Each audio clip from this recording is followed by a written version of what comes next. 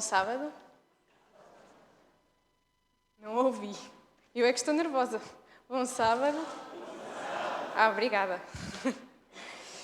Hoje é o Dia Internacional da Oração da Mulher. E este sábado iniciou com uma vigília, que foi anunciada, preparada pela nossa União. E o culto desta manhã também foi escrito pela responsável pelo Ministério da Mulher da Conferência Geral dos Adventistas do Sétimo Dia, ou seja, da nossa conferência, não é? Então a mensagem vai ser transmitida hoje em várias zonas do nosso mundo e em várias línguas, que é o bom de nós estarmos espalhados e do Evangelho já ter chegado a tantas zonas. Então, a mensagem desta manhã tem como texto bíblico base o texto que se encontra em Romanos, capítulo 12, versículo 1 e 2. E diz-nos: Rogo-vos, pois, irmãos, pela compaixão de Deus, que apresenteis os vossos corpos em sacrifício vivo, santo e agradável a Deus, que é o vosso culto racional. E não sede conformados com este mundo, mas sede transformados pela renovação do vosso entendimento, para que experimenteis qual seja a boa, agradável e perfeita vontade de Deus. Nós mais à frente, na meditação desta manhã, iremos analisar melhor ainda este texto. Mas o que nós vamos falar hoje é sobre este poder transformador que a oração pode ter nas nossas vidas. Mas antes disso, a autora da mensagem desta manhã quis que nós refletíssemos sobre uma questão, que é: qual é que é a melhor altura para orar? Será que existe um período que é melhor para nós orarmos, ou que Deus vai ouvir melhor as nossas orações do que outro? Deixem-me partilhar convosco a citação que se encontra no livro de oração, página 223, e que nos diz: Não há tempo nem lugar impróprios para erguer a Deus uma prece. Ou seja, nós não precisamos de estar num lugar especial, não precisamos propriamente nos ajoelhar ou de inclinar os nossos rostos. Agora, aquilo que nós precisamos é de abrir o nosso coração quando nós vamos falar com Deus. Porque para Deus não adianta nós termos máscaras, não é? Ele conhece, sabe tudo a nosso respeito. E agora queria que nós abríssemos as nossas Bíblias em Hebreus, capítulo 4, versículo 16. Eu vou projetando ali os versículos, mas eu quero aqui ouvir as nossas Bíblias a trabalhar. Então, Hebreus, capítulo 4, e versículo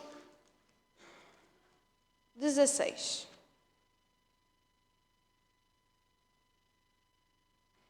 E Paulo diz-nos: Cheguemos, pois, com confiança ao trono da graça, para que possamos alcançar misericórdia e achar graça, a fim de sermos ajudados em tempo oportuno.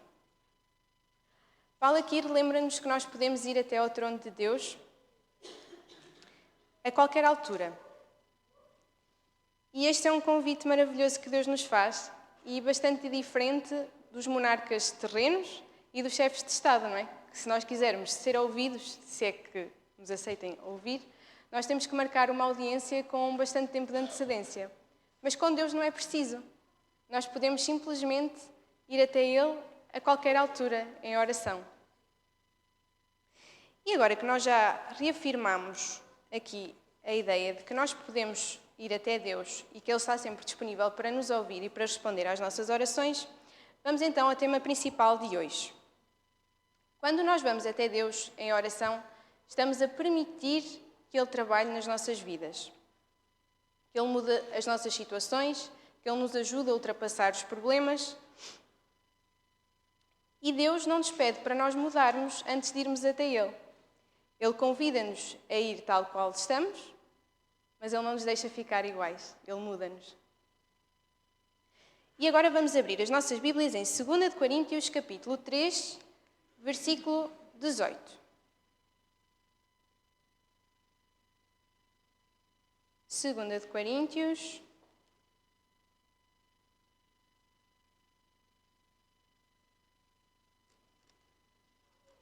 três, 18. Diz-nos: mas todos nós, com o rosto descoberto, refletindo como um espelho a glória do Senhor, somos transformados de glória em glória na mesma imagem, como pelo Espírito do Senhor. Quando nós procuramos o nosso Pai em oração, o Espírito Santo transforma-nos numa imagem gloriosa, que é a imagem de Jesus, e que acredito que seja o objetivo de nós todos estarmos aqui esta manhã. É de nós querermos ser mais semelhantes a Deus. A mensagem desta manhã traz-nos uma pequenina história que foi verídica e que se passou numa pequena cidade, onde um homem que era dono de vários bares decidiu expandir o seu negócio e para isso decidiu abrir uma nova loja. E até aí tudo normal. Só que ele decidiu abrir essa sua loja à frente de uma igreja. E os membros da igreja não acharam muita piada a isso. E começaram uma campanha para impedir a abertura do bar. Eles decidiram fazer uma reunião para orarem e para jejuarem, para pedirem a Deus que intercedesse por eles. Mas o tempo foi avançando, a obra foi avançando também, foi cada vez ficando tudo mais pronto. E na semana antes à abertura do bar, houve uma grande tempestade naquela cidade e um relâmpago caiu exatamente em cima desse edifício, provocando um grande incêndio. E as pessoas da igreja rejubilaram, até que o proprietário resolveu processar a igreja porque dizia que a igreja tinha sido responsável pelo fim do edifício, quer por meio de ações diretas ou indiretas. O caso avançou, foi para tribunal e a igreja negou sempre ter tido qualquer envolvimento com a destruição do edifício. E no fim do julgamento, o juiz disse: não sei como é que eu vou decidir quanto a este caso. Parece que temos o dono de um bar que acredita no poder da oração e uma igreja inteira que não acredita. Nós iremos voltar a esta história um bocadinho mais à frente na mensagem desta manhã. Mas a verdade é que nós, quer acreditemos ou não, a oração pode mesmo mudar as coisas na nossa vida. E nós hoje vamos nos focar em duas áreas da oração transformadora. É a oração que nos transforma, por nós estarmos nesse relacionamento com Deus, e a oração nos tempos difíceis, que também provoca essa transformação em nós. Todos os dias, quando nós procuramos a Deus em oração, Ele renova-nos, Ele muda-nos e Ele preenche-nos com o fruto do seu Espírito. E esse preenchimento que nós recebemos dá-nos tudo o que precisamos para enfrentar um dia desconhecido, com confiança. Porque nós passamos a ter a certeza que não estamos sozinhos, que Deus está connosco. E que o nosso dia pode funcionar. E obviamente essa força não é nossa, vem de Deus. Então nós agora vamos ver 6 formas de como Deus usa a oração, ou os momentos em que nós o procuramos, para transformar as nossas vidas. E a primeira nós vamos encontrá-la em 1 de João, capítulo 1, versículo 9. Isto é mais fácil de encontrar ainda. 1 de João, capítulo 1, versículo 9. É um versículo bastante conhecido por todos nós, que nos diz: se confessarmos os nossos pecados, Ele é fiel e justo para nos perdoar os pecados e nos purificar de toda a injustiça. Temos aqui 3 pontos. A confissão, nós irmos até Deus e confessarmos aquilo que nós temos feito e errado. E depois temos a parte de Deus, em que Ele é justo e fiel para nos perdoar e para nos purificar de toda a injustiça. Ou seja, Deus está sempre pronto para nos perdoar e isso já nos ajuda a não termos que carregar os nossos pecados, os fardos, a culpa. Nós não precisamos mais de carregar sentimentos de culpa. Nós não precisamos mais também de ter vergonha daquilo que os outros vão pensar ou a forma como nos vão julgar. Porque muitas vezes Deus perdoa-nos, mas parece que toda a gente à nossa volta não o faz. Mas nós podemos ter o descanso e a confiança de que Deus lança os nossos pecados no fundo do mar. Então, se Deus o faz, por que é que nós vamos estar sempre a ir lá buscá-los? Nós podemos dizer, tal como Davi: purifica-me com hisopo e ficarei puro. Lava-me e ficarei mais branco do que a neve. E esta mudança acontece porque quando nós oramos, nós podemos ter acesso a este perdão porque Jesus já fez o mais difícil, que foi morrer na cruz por nós, derramar o sangue pelos nossos pecados. E então, quando isto acontece, este é o primeiro passo, não é? Nós sentimos o perdão, Deus muda-nos para que nós não voltemos a cometer os mesmos erros. A nossa atitude em relação aos outros também começa a mudar. Vamos agora abrir as Bíblias em Filipenses, capítulo 2, versículos 5 e 8. Filipenses 2, versículos 5 e 8.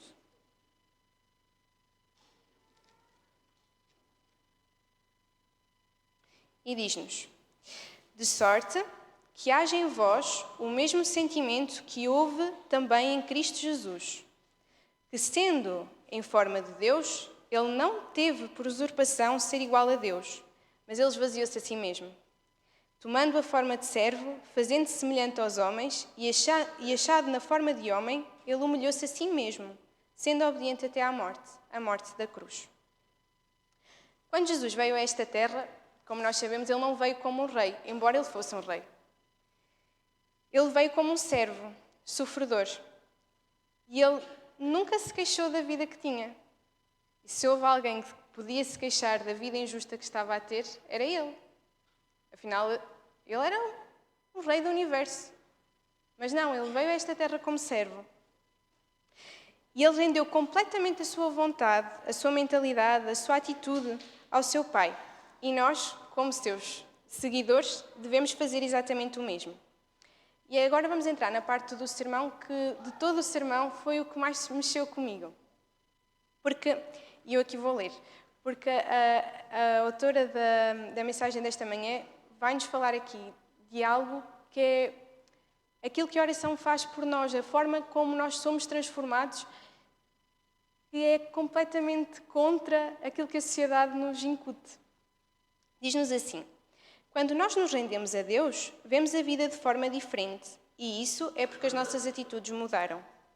Nós vemos a toxicodependente deitada no chão e, em vez de a desconsiderarmos por ter feito más escolhas, os nossos corações ficam partidos, porque vemos uma filha de Deus que precisa da nossa ajuda. Quando ouvimos sobre alguém que cometeu um crime terrível, não rejubilamos com a sua prisão. Em vez disso, levamos-os a Deus em oração, pedindo-lhe que salve este seu filho. Deus muda a nossa atitude em relação às circunstâncias que acontecem na vida e em relação às pessoas que conhecemos e permite-nos vê-las como Ele as vê. Quantos de nós é que se calhar já sentimos isto? Será que nós já vemos os outros como Deus os vê e até como Deus nos vê a nós mesmos? Quando eu li isto, há uma história que já tem sido contada várias vezes, de uma mãe que viu o seu filho e o seu marido a serem assassinados à sua frente. E ela começou, depois de ter passado a fase do luto, ela começou a ir visitar os presos e a falar-lhes de Jesus. E um dia, um dos prisioneiros veio ter com ela a chorar, a dizer que não merecia o perdão dela, muito menos o perdão de Deus, porque ele tinha sido o causador pela destruição da família dela. Tinha sido ele que tinha morto o seu filho e o seu marido. E ela respondeu que sabia disso, que tinha o reconhecido, mas que sabia que Deus podia transformar vidas, que Deus podia transformar aquela vida e que se Deus o perdoava, ela também o perdoava. E a história conta-nos que ela depois acabou por acolhê-lo como seu próprio filho. E eu acredito que esta deve ser a mudança que o Evangelho deve causar nas nossas vidas. Nós sermos capazes de perdoar como Deus nos perdoa. Há bocadinho, a Morissette pediu ao Otávio para ler a oração do Pai Nosso.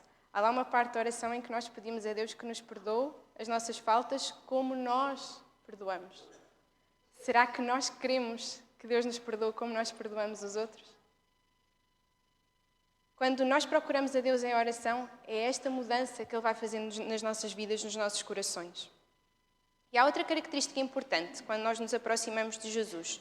Nós devemos fazê-lo com confiança de que Ele vai responder às nossas orações.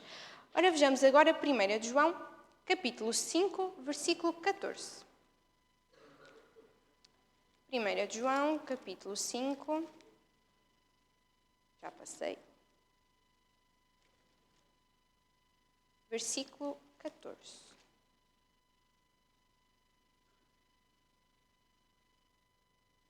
Que diz-nos: E esta é a confiança que temos nele, que se pedirmos alguma coisa segundo a sua vontade, ele nos ouve. Quantas vezes é que nós já não oramos e perguntámos se Deus iria responder às nossas orações? Será que nós esperamos pelo resultado das nossas orações para decidirmos se Deus é de confiança ou não? Este verso diz-nos claramente que se nós orarmos segundo a sua vontade, Ele vai nos responder. E agora surge-nos outra questão. Então, como é que nós sabemos qual é a vontade de Deus? A Bíblia diz-nos, na maior parte dos casos, qual é a vontade de Deus. Nós sabemos pela Bíblia que, por exemplo, não é da vontade de Deus que eu mate alguém ou que eu tenha intimidades com o marido de outra pessoa. Mas, e quando a resposta não é assim tão clara?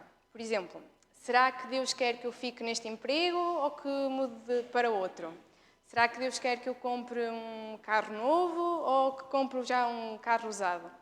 Às vezes a resposta parece não ser assim tão clara na Bíblia. Mas nós temos que ter confiança quando vamos até Deus em oração de que Ele vai nos responder. Até estas questões que parecem banais do dia a dia. Ele está lá para tudo. E temos que ter sempre a confiança de que Deus conhece o fim desde o princípio, por isso Ele sabe exatamente aquilo que nos fará melhor. E depois é só deixarmos a resposta nas mãos de Deus, que Ele certamente nos irá conduzir e encaminhar e mostrar que caminho é que nós devemos seguir. Outro aspecto da oração é que ela ensina-me a olhar mais para Deus e menos para mim mesma. Em Atos 8, nós encontramos a história do mágico Simão, que se passa em Samaria. Ele fazia muitas magias, tinha muita popularidade, por isso as pessoas chegavam a considerar que ele era um poder de Deus, a voz de Deus. Mas, entretanto, o Evangelho chegou a Samaria, através de Filipe, e o próprio Simão se converteu e seguia Filipe atentamente, os milagres que Filipe fazia. Simão estava sempre lá. E ele também se decidiu batizar. Acontece que as pessoas, naquela altura, tinham apenas sido batizadas pelas águas, e então Pedro e João foram também até Samaria para batizar as pessoas com o Espírito Santo. E o que Pedro e João faziam era impunham as mãos sobre as pessoas e oravam para que elas recebessem o Espírito Santo. E quando Simão viu isso, ficou maravilhado. Também quis ter esse poder. Só que ele quis ter esse poder da forma errada. Ele quis comprar esse poder e falou com Pedro para negociar. E Pedro repreendeu, dizendo: o teu dinheiro seja contigo para perdição, pois cuidaste que o dom de Deus se alcança por dinheiro. Simão queria o poder de Deus, mas por motivos egoístas. É um bocadinho aquilo que nós estudámos na escola sabatina esta semana. Ele cobiçava, porque ele queria elogios, queria voltar a sentir aquela popularidade que ele já tinha tido anteriormente. Ele não queria realmente salvar pessoas, ele não queria levar outras pessoas para Cristo. Ele queria que ele fosse louvado. Mas nós, tal como Simão, temos de perceber que só Deus nos pode dar a ajuda que nós necessitamos. Só Ele é que pode mudar as nossas vidas e nós não podemos fazê-lo por nós mesmos, nem por outra pessoa qualquer na Terra. Não é sobre o que eu posso fazer, mas sobre o que Deus pode fazer em mim e através de mim, para abençoar outros. Nós somos só o veículo e nós devemos sempre apontar para Cristo, não devemos encher o nosso próprio ego. Não é por isso que nós cá estamos. E agora vamos ao versículo que eu iniciei esta mensagem, que se encontra em Romanos 12, 1 e 2.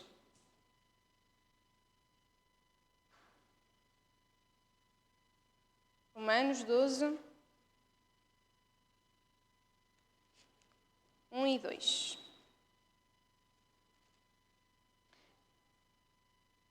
E diz-nos: rogo-vos, pois, irmãos, pela compaixão de Deus, que apresenteis os vossos corpos em sacrifício vivo, santo e agradável a Deus, que é o vosso culto racional. E agora uma parte importante.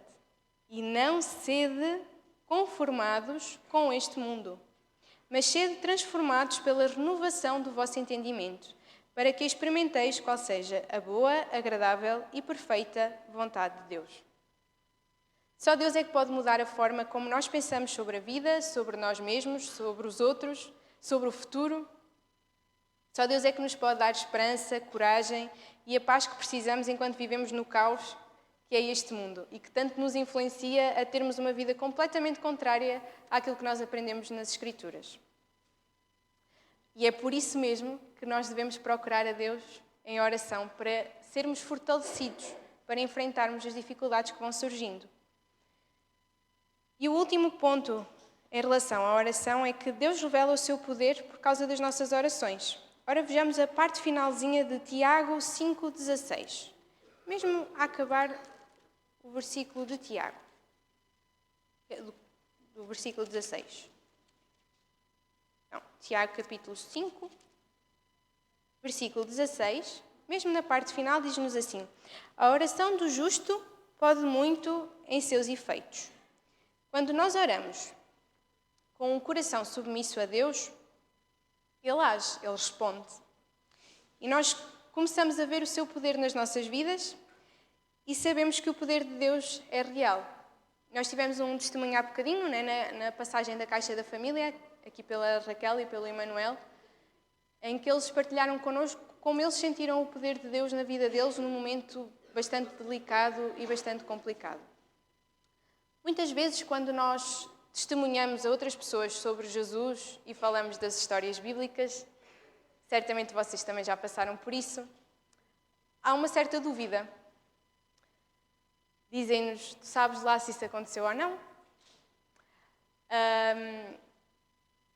Tu não sabes se o que está aí escrito, se foi exatamente assim, ou isso parece tão impossível de acontecer.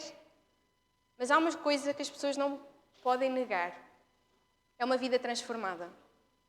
E são os milagres que nós testemunhamos na nossa vida e que nós partilhamos com essas pessoas. Muitas delas vêm-nos a acontecer. E, através disso, nós conseguimos levar outras pessoas a olharem para Deus, a olharem por aquilo que Ele pode fazer nas nossas vidas. Mas, obviamente, a Bíblia também está cheia dessas histórias em que outras vidas foram transformadas por certos milagres que foram acontecendo. Temos, por exemplo, o caso de Elias, no Monte de Carmelo, quando Deus fez cair o fogo do céu para consumir os altares que estavam ladeados de água. Ali era um momento de decisão. Era saberem a qual de Deus é que era verdadeiro, se era Baal ou se era o nosso Deus. E apenas um respondeu. Nós, se calhar, nem temos noção da quantidade de pessoas que se converteram nesse dia por um milagre que aconteceu à frente delas. Outra história que também está na Bíblia é do profeta Eliseu, quando estava rodeado pelo exército sírio na cidade de Dotã, e o seu servo estava com medo. E então Eliseu orou a Deus para que o salvasse e para que abrisse os olhos do seu servo. E Deus respondeu às suas orações. E quando os olhos do seu servo abriram, ele viu um exército de anjos a rodear os sírios. Será que nós conseguimos imaginar como é que esta revelação do poder de Deus fortaleceu a fé de Eliseu e do seu servo? E a Bíblia está cheia de histórias destas. Deus mostrou o seu poder nos tempos bíblicos e continua a fazê-lo hoje nas nossas vidas. Eu não sei se vocês têm a prática de ter um caderno ou um sítio onde apontem orações. Se não tiverem, lance-vos o desafio de terem um sítio onde vocês apontem os vossos pedidos de oração e quando Deus vos der uma resposta, direm lá escrever. Desde as coisas mais simples. Porque muitas vezes esse caderninho pode nos ajudar a reavivar a memória nos tempos mais complicados.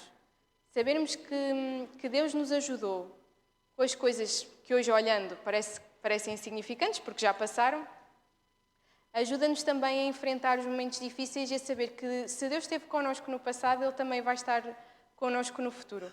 Há uma frase de Ellen White que diz que nós nada temos a temer no futuro, a menos que nos esqueçamos da forma como Deus nos guiou no passado. E é isso mesmo. A Bíblia traz-nos histórias e a nossa própria vida, o nosso próprio relacionamento com Deus diário, também nos ajuda a fortalecer e a fortificar a nossa fé. E por falar em momentos difíceis, nós vamos agora entrar na segunda parte da oração transformadora. Por vezes, Deus tem de permitir que enfrentemos momentos duros nas nossas vidas, para que então nós possamos descobrir que a nossa única fonte de ajuda é Ele. E é nestes tempos de provação que nós aprendemos a depender unicamente de Cristo. Quando eu me batizei, ofereceram-me um livro, como oferecem a toda a gente, e no livro tinha uma dedicatória que dizia: Alexandra, tu só saberás que Deus é tudo o que tu precisas até que Ele seja a única coisa que tu tenhas. E eu acredito que todos nós que aqui estamos já tivemos algum momento na nossa vida em que nos sentimos tão sozinhos, mesmo rodeados de pessoas, que a única pessoa, se é assim que possamos chamar, que nós tínhamos era Deus. E muitas vezes nós não vamos até Deus nos momentos felizes, acabamos por ir a Ele nos momentos de dor. E são esses momentos que também nos trazem mais ensinamento e que nos ajudam a olhar para a única fonte de poder que nós temos neste mundo, que é Deus. E Deus está ansioso que nós nos cheguemos até Ele e lhe supliquemos: Pai, preciso de Ti, eu não consigo fazer isto sozinha. Eu preciso que Tu estejas ao meu lado, eu preciso que Tu me ajudes. Porque é aí que nós vemos Deus a trabalhar, é aí que nós vemos os milagres a acontecer. Nós vamos analisar duas histórias agora. Uma delas até foi a história que foi contada agora às nossas crianças. E vamos ver como a oração nestes momentos difíceis transformou a vida dessas pessoas.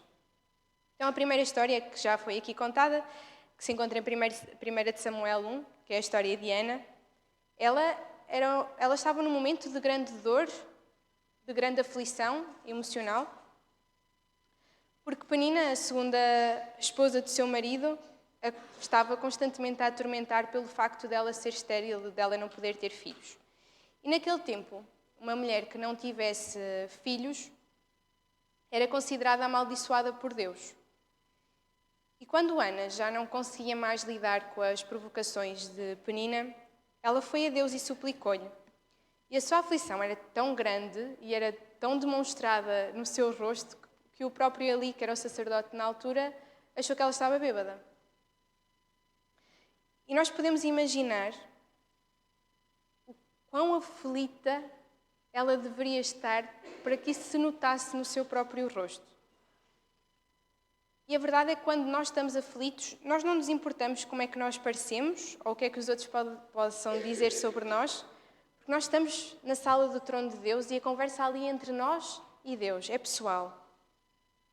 E Deus ouviu as súplicas de Ana, como nós já sabemos. Ele respondeu à sua oração, deu-lhe Samuel, que era o filho por quem ela tinha orado, e ela prometeu que dedicaria Samuel ao serviço de Deus, e ela assim o fez. Mas como Deus é o Deus dos milagres e nos dá muito mais do que aquilo que nós pedimos ou pensamos, Deus não ficou por aí. Deus abençoou ainda mais com 3 filhos e 2 filhas. E a vida de Ana mudou, assim como tenho a certeza que devem ter mudado a vida de Elcana e de Penina também, perante esta oração. Outra história é a que se encontra em Atos 12. Na verdade, é a história de 2 discípulos de Jesus, Tiago e Pedro. Primeiro Herodes matou Tiago, o irmão de João, e isso agradou tanto os judeus que Herodes então resolveu prender Pedro. E a história conta-nos que a igreja organizou uma reunião de oração na casa de Maria, que era a mãe de Marcos, para orarem pela libertação de Pedro. E Deus ouviu as suas orações e deu-lhes uma resposta. Deus enviou um anjo para salvar Pedro e esse anjo apareceu, libertou Pedro da prisão e levou-o até à casa de Maria, que era onde estavam os crentes reunidos. E quando bateram ao portão, quem foi até ao portão foi Rode, que era a empregada dessa casa, e ela ficou tão contente por ter visto Pedro que nem lhe abriu o portão. Ela voltou para dentro da casa a correr, a contar que Pedro estava no portão, mas a reação foi até surpreendente, porque eles não acreditaram que era Pedro. Eles acharam que era um anjo que estava lá ao portão, que ela devia de estar era a fazer confusão. Mas ela voltou a insistir, não, é Pedro, venham ver. E era Pedro. Mas o curioso é, não estavam eles a orar para que Pedro fosse liberto? Era esse o motivo da oração deles. E, no entanto, quando aconteceu, eles não estavam a acreditar. Isso faz lembrar um bocadinho a história que eu partilhei no início da mensagem desta manhã, sobre o dono do bar e os membros da igreja. Quando nós oramos, será que nós acreditamos que Deus vai responder? E quando Deus responde, será que nós acreditamos que Ele respondeu? Ou tentamos racionalizar uma resposta mais lógica, nunca acreditando realmente que Deus fez aquilo por nós? Será que nós somos como o dono do bar, que acreditou que as orações dos membros daquela igreja tinham realmente alguma coisa a ver com o fim do seu edifício? Ou será que nós somos como os membros daquela igreja que negaram que as suas orações tinham algo a ver com o incêndio que destruiu o bar? Nós todos os dias, quando nós acordamos e nos dirigimos a Deus em oração, nós temos a oportunidade de lhe pôr o nosso dia, completamente desconhecido para nós, nas mãos dele. Para que ele haja, para que ele nos dê força, para que ele nos dê paz e alegria para nós vivermos aquele dia. Mas também temos a possibilidade de esperar que as provações aconteçam e então de recorrer a Deus em ajuda. No livro Caminho a Cristo, na página 99, nós lemos o seguinte: não há tempo nem lugar impróprio para erguer a Deus uma prece. Nada há que nos possa impedir de alçar o coração no espírito de oração sincera. Entre as turbas de transeuntes na rua, em meio de uma transação comercial, podemos elevar a Deus um pedido, rogando a direção divina, como fez Neemias quando apresentou o seu pedido perante o rei Artaxerxes. Onde quer que nos encontremos, podemos entreter comunhão íntima com Deus. Devemos ter constantemente aberta a porta do coração, erguendo sempre a Jesus o convite para vir habitar na nossa alma como hóspede celestial. Ainda que nos achemos numa atmosfera maculada e corrupta, não lhe somos forçados a respirar os miasmas, mas podemos viver no puro ambiente do céu. Podemos cerrar todas as portas a imaginações impuras e pensamentos profanos, erguendo a nossa alma à presença de Deus por meio de sincera oração. Aquele cujo coração se acha aberto para receber o auxílio e a bênção de Deus, há de viver numa atmosfera mais santa que a da terra, tendo constante comunhão com o céu. Nós somos encorajados pelo Espírito de Profecia a falar com o nosso Pai em qualquer altura. Nada nos pode impedir de falar com Deus, só nós próprios. Não importa onde nós estamos, nós podemos simplesmente fechar os nossos olhos e conversar com Deus. Nós podemos contar-lhe tudo aquilo que nos traz alegria, e Ele alegra-se connosco, tudo aquilo que nos magoa, e Ele também se aflige connosco. Ele está sempre presente. Nós não precisamos de nos purificar antes de ir até Jesus, porque Ele purifica-nos. Nós não precisamos ter a nossa vida em ordem para entrar na sala do trono, porque Deus põe a nossa vida em ordem. Nós não precisamos de estar sem pecado nesse dia para que Deus nos ouça, porque é Deus quem limpa os nossos corações, é Ele quem nos dá o perdão. É Ele que nos dá um novo coração e uma nova mente. Então, afinal, o que é que nós temos que fazer, não é? Nós temos simplesmente que ir até ao nosso Pai, falar com Ele. Tal como nos diz em Filipenses 1,6, nós podemos ir tendo por certo isso mesmo, que aquele que em nós começou a boa obra, Ele a aperfeiçoará até ao dia de Jesus Cristo. Quando Deus promete, nós podemos ter a certeza que Ele vai cumprir. E agora, para terminar, eu queria só partilhar uma última citação convosco, para que nós pudéssemos meditar sobre ela. E encontra-se no livro Obreiros Evangélicos e diz-nos: todos os que desejam ser obreiros eficientes devem dedicar muito tempo à oração. A comunicação entre Deus e a alma tem de manter-se livre, a fim de os obreiros poderem reconhecer a voz do seu comandante. A Bíblia deve ser diligentemente estudada. A verdade de Deus, como ouro, não se acha sempre à superfície. Pode ser obtida unicamente mediante atenta meditação e estudo. Este estudo não somente enriquecerá o espírito com os mais valiosos conhecimentos, como fortalecerá e ampliará a capacidade mental, proporcionando real apreciação das coisas eternas.